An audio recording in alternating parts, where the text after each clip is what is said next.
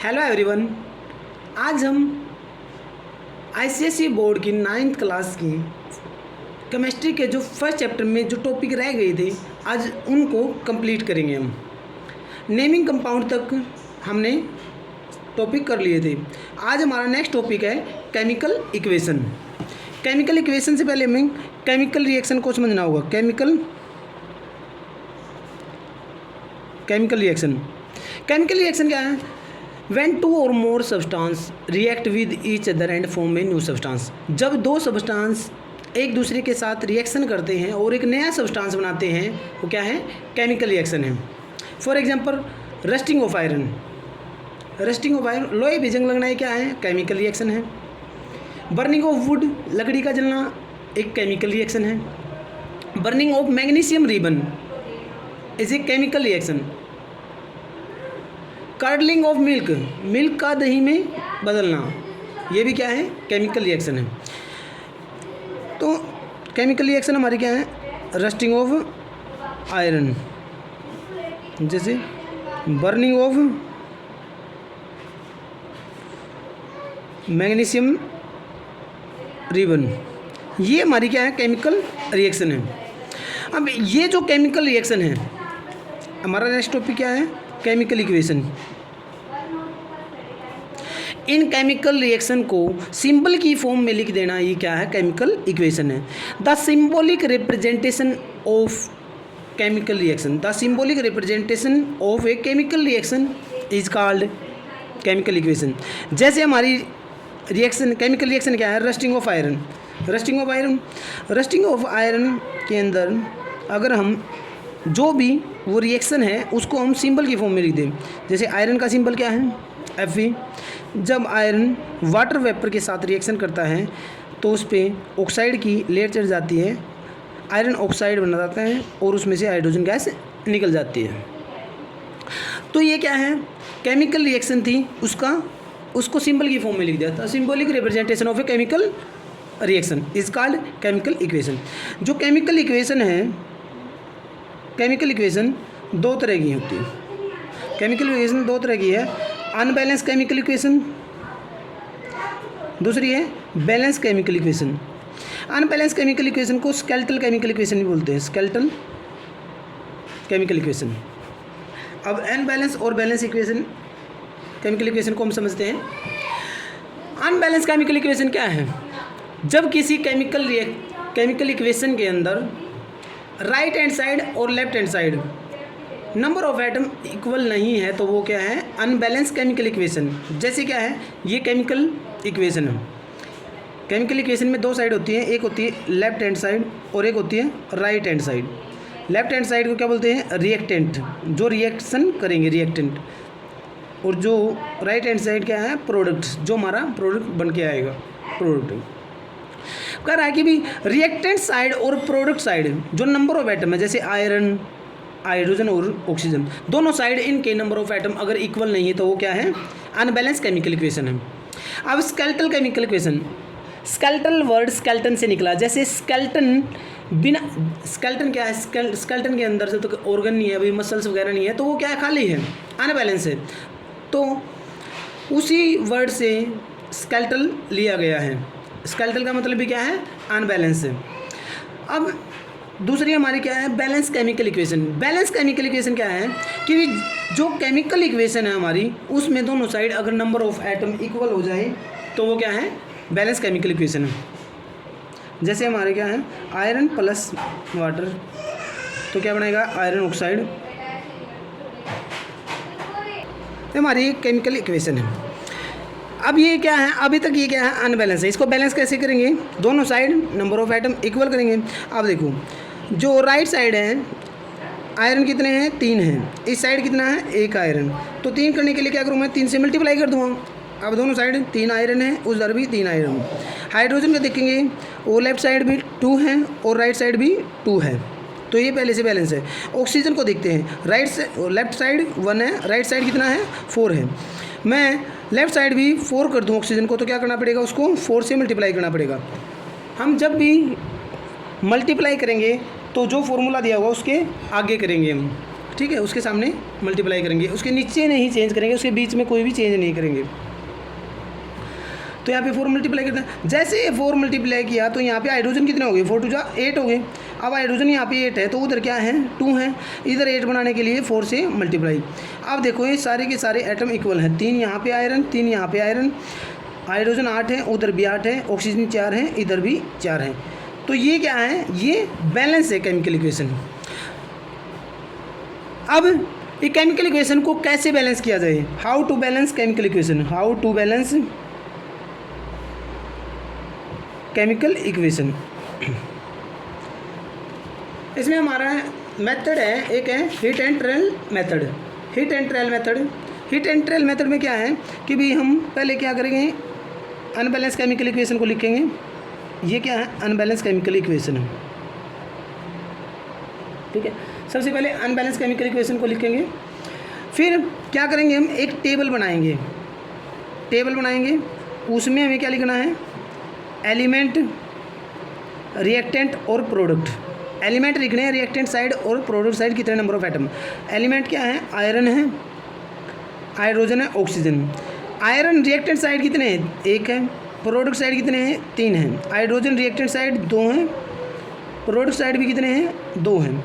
Reactant side oxygen कितना है, 1 है, प्रोडक्ट साइड कितना है, 4 है, ठीक है। दूसरा काम टेबल करना। अब हम एक एक एटम को हम स्टेप वाइज इक्वल करते चलेंगे। अब इक्वल करने के लिए हम क्या करेंगे, मल्टीप्लाई करेंगे किसी न किसी नंबर से। जैसे आयरन यहाँ पे रिएक्टेंट साइड 1 है, प्रोडक्ट साइड कितना 3, तो रिएक्टेंट साइड कितने से मल्टीप्लाई करूँ, 1 को 3 से मल्टीप्लाई करेंगे, 3 से मल्टीप्लाई कर देंगे तो ये इक्वल है। जैसे मल्टीप्लाई करके फिर हम दोबारा से उस इक्वेशन को लिखेंगे, 3O4 + H2। तो अब क्या करेंगे, आयरन को इक्वल करके आयरन को 3 से मल्टीप्लाई कर देंगे, इक्वल हो गया। अब next element, reactant, product, iron, hydrogen, oxygen. Iron 3 दोनों साइड, हाइड्रोजन पहले से इक्वल है। अब ऑक्सीजन 1 है, रिएक्टेंट साइड, प्रोडक्ट साइड कितना 4। अब ऑक्सीजन को रिएक्टेंट साइड में 4 बनाने के लिए क्या करना रहेगा, 4 से मल्टीप्लाई करेंगे। तो दोबारा से ऐसे ही इक्वेशन लिखेंगे। अब जब 4 से किसको, ऑक्सीजन को मल्टीप्लाई किया है, तो ऑक्सीजन को मल्टीप्लाई किया तो यानी कि पूरे फॉर्मूले को मल्टीप्लाई करना है। तो 4H2O Fe3O4 + H2, ठीक है। अब दोबारा से टेबल बनाएंगे ला, element, reactant and product, iron, hydrogen, oxygen 3 oxygen दोनों साइड 4 हो गए। लेकिन यहाँ पे एक चीज़ हो रही है, हाइड्रोजन देखो कितने हो गए, 4 2 8 हो गए, हाइड्रोजन अब कितने 8, प्रोडक्ट साइड अभी 2, ठीक है। अब रिएक्टेंट साइड हाइड्रोजन 8 है, प्रोडक्ट साइड कितने हैं 2 हैं, तो कितने से मल्टीप्लाई करूँ, 4 से मल्टीप्लाई कर देंगे तो इक्वल हो जाएगा। तो देखो सारे इक्वल हैं, 3 3 8 8, आयरन 3 3, हाइड्रोजन 8 8, ऑक्सीजन 4 4, सारे इक्वल हैं। तो क्या करेंगे, लास्ट में लास्ट स्टेप क्या करेंगे, लास्ट स्टेप इसको एक बार लिख देंगे इक्वल करके, Fe3O4 जितने से जो मल्टीप्लाई हुआ है 4H2, तो हमारी इक्वेशन बैलेंस होगी। तो ये था heat and trial method, balance chemical equation. अब जो बैलेंस केमिकल इक्वेशन होती है वो लॉ ऑफ कंजर्वेशन मास को ओबे करती है। लॉ ऑफ कंजर्वेशन ऑफ मास क्या कहता है कि भी किसी केमिकल रिएक्शन के अंदर ना तो मास क्रिएट होता है ना ही डिस्ट्रॉयड होता है। जैसे यहाँ पे आयरन इधर 3 है, उधर 3 है, ठीक है। आयरन का 3 आयरन का यहाँ जितना मास होगा उधर भी उतना ही होगा क्योंकि 3 ही आयरन है। अब जैसे हाइड्रोजन है, एक हाइड्रोजन का तो 1 मास होता है, 8 है तो 8 मास, उधर देख लो 8 हाइड्रोजन तो 8 मास इक्वल है। अब ऑक्सीजन का, एक ऑक्सीजन का कितना होता है, एक ऑक्सीजन का होता है 16, 4 ऑक्सीजन का कितना हो जाएगा 16 4 जा 64, तो 64 इस साइड तो 64 ही उस साइड होगा। तो क्या ऑक्सीजन का भी मास इक्वल है, हाइड्रोजन का भी मास इक्वल है। अब जो आयरन हमारा, आयरन कितना है 26, इसका कितना होगा, इसका लगभग 60 के करीब होगा। तो मान लेते हैं कि 60 है, 63 से 180 इधर है, 180 इधर है, मान लेते हैं हम इतना ही होगा करीबन। तो सभी क्या है इधर जितना मास है उधर भी इतना ही मास है, तो मास ना तो क्रिएट होता है केमिकल रिएक्शन में, ना ही डिस्ट्रॉयड होता है। ये कहता है लॉ ऑफ कंजर्वेशन मास। तो every chemical equation obey the law of conservation of mass. हमारा केमिकल इक्वेशन कंप्लीट।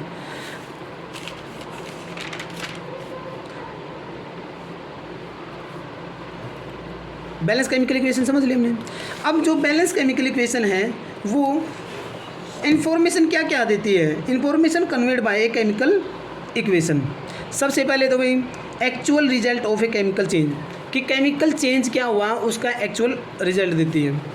दूसरा specifies the quantity of molecules involve, कि भी मॉलिक्यूल की कितनी क्वांटिटी इन्वॉल्व हुई है। यहाँ पे कितने मॉलिक्यूल, यहाँ पे आयरन के 3 मॉलिक्यूल इन्वॉल्व हुए हैं, हाइड्रोजन के 4, ऑक्सीजन के 4, और कितने मॉलिक्यूल बने हैं ये हमें क्वांटिटी बताती है। Molecular mass of the reactant and product, अब जैसे मास की तो बात की थी लॉ ऑफ कंजर्वेशन मास से, मॉलिकुलर मास बताती है। Confirm the law of conservation of mass, law of conservation mass को कंफर्म करती है। लिमिटेशन क्या है केमिकल इक्वेशन की? लिमिटेशन है कि भाई जैसे कोई केमिकल इक्वेशन सीधी सीधी थी, तो इस केमिकल इक्वेशन में क्या नहीं है, फिजिकल स्टेट नहीं बता रखी, रेट ऑफ रिएक्शन नहीं बता रखा कि ये रिएक्शन जल्दी होगी या स्लो है या फास्ट है। फिर रिवर्सिबिलिटी ऑफ रिएक्शन, कि भी ये रिएक्शन वापस रिवर्स हो सकती है या नहीं हो सकती। तो ये क्या है, इसकी लिमिटेशन है। अब हम किसी भी केमिकल इक्वेशन को और अच्छे से जानने के लिए, कि भी केमिकल इक्वेशन में और इन्फॉर्मेशन पाने के लिए हम क्या क्या कर सकते हैं? एक तो उसकी फिजिकल स्टेट लिख सकते हैं, एटम की सारी फिजिकल स्टेट लिख सकते हैं, रिएक्शन की कंडीशन लिख सकते हैं कि रिएक्शन किस कंडीशन पे हो रही है, टेम्परेचर उसको कितना दिया जाए, ज़्यादा टेम्परेचर दिया जाए, कम टेम्परेचर दिया जाए। नंबर 3 नेचर ऑफ रिएक्शन, कि भी रिएक्शन का नेचर कैसा है, वो जल्दी हो रही है या फिर स्लो है। Heat change during the reaction, reaction के दौरान हीट चेंज हुई है, कि भी एक्सोथर्मिक रिएक्शन है या वो एंडोथर्मिक रिएक्शन, वो हीट एब्जॉर्ब कर रही है, उसमें हीट निकल रही है। और सबसे लास्ट क्या, हम एसिड की कंसंट्रेशन ऑफ एसिड और बेस बता सकते हैं, अगर ज़्यादा इन्फॉर्मेशन हमें प्राप्त करनी हो तो केमिकल इक्वेशन से। अब हमारा नेक्स्ट टॉपिक है एटॉमिक मास। एटॉमिक मास क्या है? देखो पहले जब साइंटिस्टों ने एक बार एटॉमिक मास यूनिट बनाई थी, एटॉमिक मास यूनिट जब बनाई थी तो हाइड्रोजन से कंपेयर करके बनाया था, कि एक हाइड्रोजन का मास लिया, उससे सारे एटम कंपेयर किए थे फर्स्ट टाइम। तो atomic mass of an element is that number, वो number atomic mass which show how heavy an atom of that element.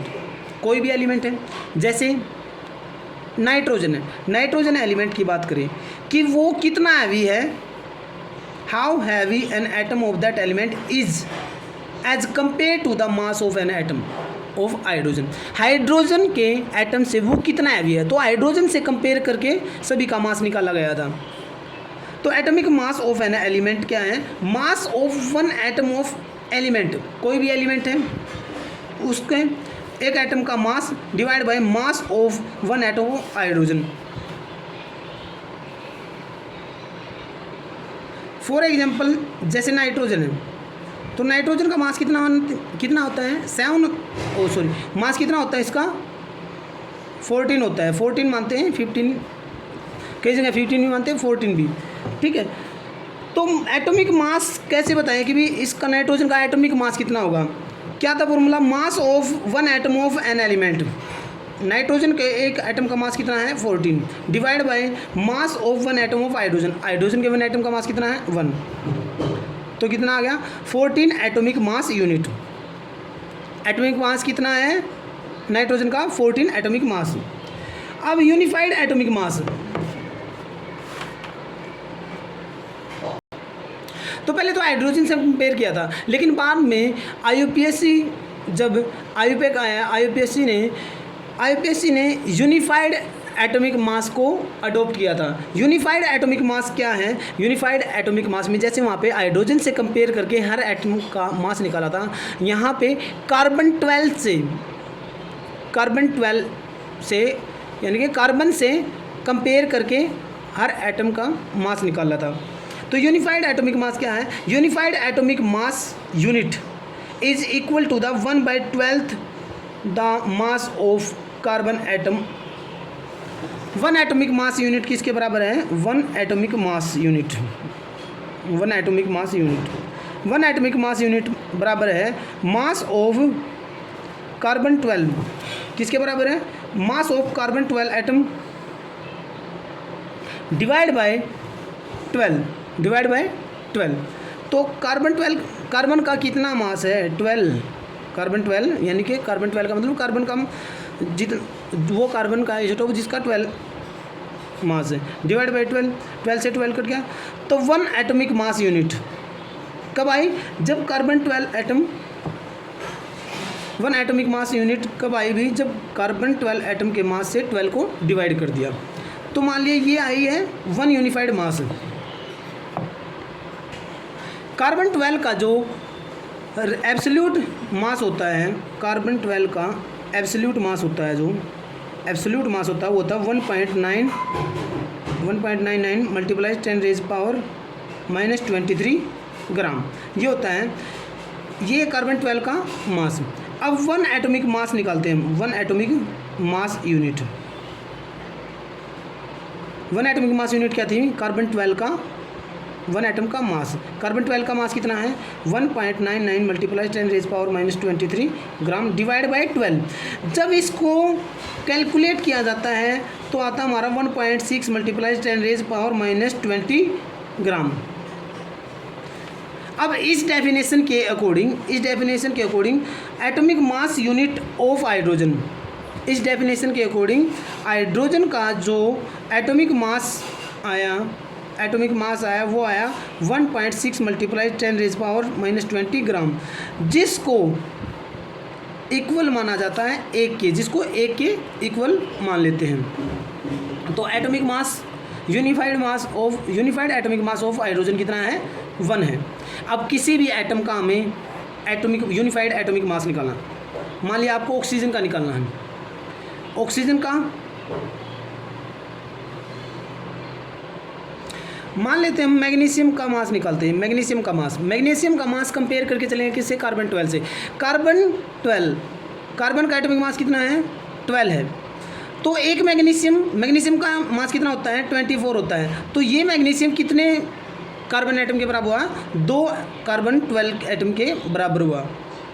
तो मैग्नीशियम का जो एटॉमिक मास है वो 2 कार्बन 12 के बराबर है। तो 12 12 24, तो इसका एटॉमिक मास कितना है? 24 है मैग्नीशियम का। अब हमारा नेक्स्ट टॉपिक है रिलेटिव एटॉमिक मास। रिलेटिव एटॉमिक मास क्या है? अब रिलेटिव एटॉमिक मास क्या है? रिलेटिव एटॉमिक मास है कि भी average mass of an atom of one atom of an element, कोई भी एलिमेंट है उसके एक एटम का average mass divide by 1/12 mass of carbon 12 के 1/12 के बराबर। जैसे अगर मान लिया हमें निकालना है फ्लोरीन का हमें रिलेटिव एटॉमिक मास निकालना है, तो फ्लोरीन का जो एब्सोल्यूट मास होता है वो करीबन होता है, फ्लोरीन का एब्सोल्यूट मास करीबन वो 95 पॉइंट समथिंग होता है, जिसको हम 90 मान लेते हैं। कॉमनली यूज्ड मतलब उसके लिए हम 19 यूज़ करते हैं। तो फ्लोरीन का कितना मास है? 19 है। अब एवरेज मास क्यों बोला यहाँ पे? एवरेज मास इसलिए बोला क्योंकि कई सारे एटम ऐसे होते हैं हमारे जिनके आइसोटोप भी होते हैं, तो उनमें क्या एवरेज मास मानते हैं, क्योंकि भाई आइसोटोप होते हैं उनका तो डिफरेंट होता है ना मास, तो सभी का क्या एवरेज मान लेते हैं हम। तो फ्लोरीन का एवरेज मास क्या होगा? 19 divide by 1/12 of carbon 12 atom, 1/12 carbon 12 का 1/12 क्या हो जाएगा? 1 हो जाएगा। तो 19/1 यानी कि 19 एटॉमिक मास आया। तो रिलेटिव एटॉमिक मास क्या है? जिस भी एलिमेंट का हम जो मास देखते हैं वो रिलेटिव एटॉमिक मास ही होता है। सीधा सा डायरेक्ट से बात यह है कि भी वो उसका रिलेटिव एटॉमिक मास होता है। रिलेटिव मोलिकुलर मास, अब नेक्स्ट टॉपिक क्या है? Relative molecular mass. Relative molecular mass क्या है कि भी एक मोलिक्यूल के अंदर जितने नंबर ऑफ एटम हैं उन सभी का mass, sum of the mass of all atom. ठीक है। The number of atom represent how many times one molecule of substance is heavier than 1/12 of carbon. मतलब क्या है कि अब जो कोई मॉलिक्यूल है उस मॉलिक्यूल को कार्बन से कंपेयर किया है, 1/12 ऑफ कार्बन 12 एटम से कंपेयर किया है। फॉर एग्जांपल जैसे हमारे पास क्या है, मीथेन है। मीथेन का जो रिलेटिव मॉलिक्यूलर मास क्या होगा, कार्बन का क्या होता है, कार्बन का मास होता है 12, एक हाइड्रोजन का 1, 4 हाइड्रोजन का 4, तो टोटल कितना हो गया 16 हो गया। अब कह रहा है कि ये 16 हमें कंपेयर करना है 1/12 ऑफ 12 कार्बन एटम। 12 से ट्वेल्व कर दो तो कितना आया 16 एटॉमिक मास यूनिट। ठीक है, तो ये था relative atomic mass unit. Molecular mass क्या है, मोलिकुलर मास अभी द सम, नेक्स्ट टॉपिक है मोलिकुलर मास। मोलिकुलर मास क्या है, the sum of mass of all atom present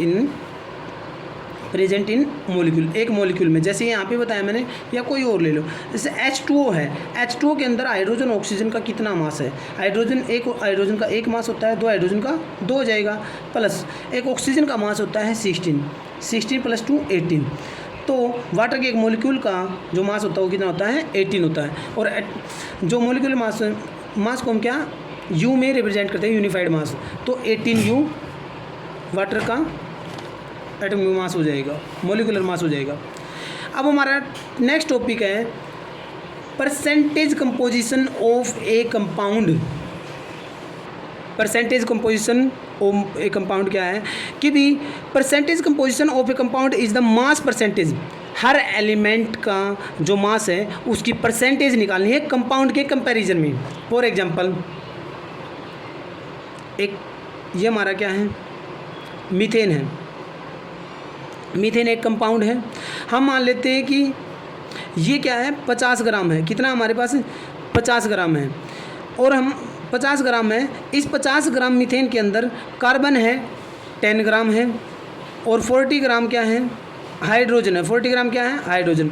अब कार्बन की परसेंटेज निकालेंगे। कार्बन की परसेंटेज कैसे निकलेगी, कार्बन की परसेंटेज निकलेगी मास of carbon divide by mass of compound multiply by 100। Carbon का मास यहाँ पे कितना ले रखा है 10 ग्राम, कि कार्बन कितना है 10 ग्राम डिवाइड बाय कंपाउंड कितना है 50 मल्टीप्लाई बाय 100, तो 50 टू जा 100 20 कितनी है 20%। कार्बन की यहाँ पे कितनी है 20% अमाउंट है।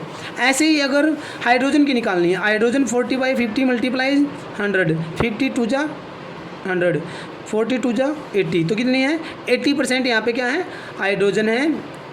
मीथेन के अंदर, मीथेन का जब हमने 50 ग्राम लिया, मीथेन टोटल 50 ग्राम लिया है, तो उसके अंदर अगर कार्बन 10 है और हाइड्रोजन 40 ग्राम है, तो वहाँ पे कार्बन की परसेंटेज है 20%, हाइड्रोजन की परसेंटेज कितनी है 80% है।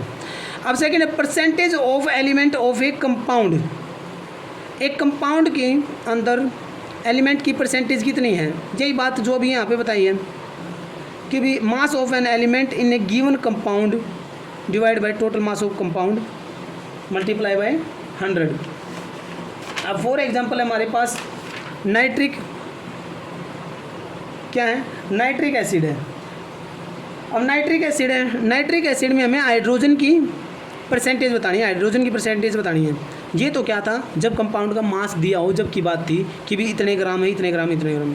अगर हमें कोई कंपाउंड दिया हुआ और उसमें डायरेक्ट पूछे कि इसकी परसेंटेज कितनी है, तो पहले इसका मोलिकुलर मास निकालो। हाइड्रोजन का 1, नाइट्रोजन का 14, ऑक्सीजन का 1, ऑक्सीजन का 16, 3 ऑक्सीजन का 16 3 जा 48, तो टोटल कितना हो गया 8 और 4 12 और 13 कैरी 1 4 5 और 1 6, कितना हो गया 63 U। 63 इसका यूनिफाइड मास आ गया, इसका मोलिकुलर मास आया है। अब 63 तो ये पूरे कंपाउंड का मास है। वो पूछ रहा है कि हाइड्रोजन की कितनी परसेंटेज, हाइड्रोजन का मास कितना है 1 है, 1/63 मल्टीप्लाई 100, जो भी आएगा वो इसकी परसेंटेज हो जाएगी, जो भी आएगा उसकी परसेंटेज हो जाएगी। अब हम जो हमारा लास्ट टॉपिक बचता है वो है एम्पिरिकल फॉर्मूला। एम्पिरिकल फार्मूला क्या कहता है? एम्पिरिकल फार्मूला कहता है empirical formula of a compound is the simplest whole number of atom of each element. Empirical formula कहता है कि भी जो फार्मूला दिया हुआ है अगर उसको सिंपलेस्ट फॉर्म में लिख सकते हैं तो सबसे सिंपलेस्ट फॉर्म में लिखो, वो उसका एम्पिरिकल फार्मूला होगा। फॉर एग्जांपल क्या है? फॉर एग्जांपल हमारे पास एग्जांपल है C6H6, बेंजीन का एग्जांपल है। बेंजीन का फार्मूला है, बेंजीन का फार्मूला। तो बेंजीन का एम्पिरिकल फार्मूला क्या होगा? इनके जो ये एटम हैं अगर कट रहे हैं तो इनको कैंसिल करो, सिंपलेस्ट फॉर्म में आओ, 6 1 जा 6, 6 1 जा 6। तो बेंजीन है उसका एम्पिरिकल फार्मूला क्या हुआ? CH। अब दूसरा हमारे पास एग्जांपल है C6H12O6, ग्लूकोज है। ग्लूकोज का एम्पिरिकल फार्मूला क्या होगा? 6 1 जा 6, 6 2 जा 12, 6 1 जा 3। तो वो सारे के सारे कटने चाहिए उसी एक से कट। अब आप 6 से काट रहे हो तो 3 कटने चाहिए। तो ग्लूकोज का जो एम्पिरिकल फार्मूला आया CH2O, ये क्या है? ग्लूकोज का एम्पिरिकल फार्मूला। कि कोई भी फार्मूला लिया है तो उसके एटम को इतना कैंसिल करोगे उसको सिंपलेस्ट फॉर्म में ले आओ और ज़्यादा ना कट सके। This is the empirical formula, कि उसको शॉर्टेस्ट फॉर्म में लिख देना। और भी एग्जांपल क्या हो सकता है? और एग्जांपल जैसे हमारे पास एग्जांपल है N2O4। क्या है? N2O4 है। N2O4 एग्जांपल है। अब इसका एम्पिरिकल फार्मूला क्या होगा? 2 1 जा 2, 2 2 जा 4, NO2। इसका एम्पिरिकल फार्मूला ही होगा। ओके स्टूडेंट, हमारा चैप्टर कंप्लीट हो गया है। आई होप आपको अच्छे से समझ में आया होगा। Thanks for watching video.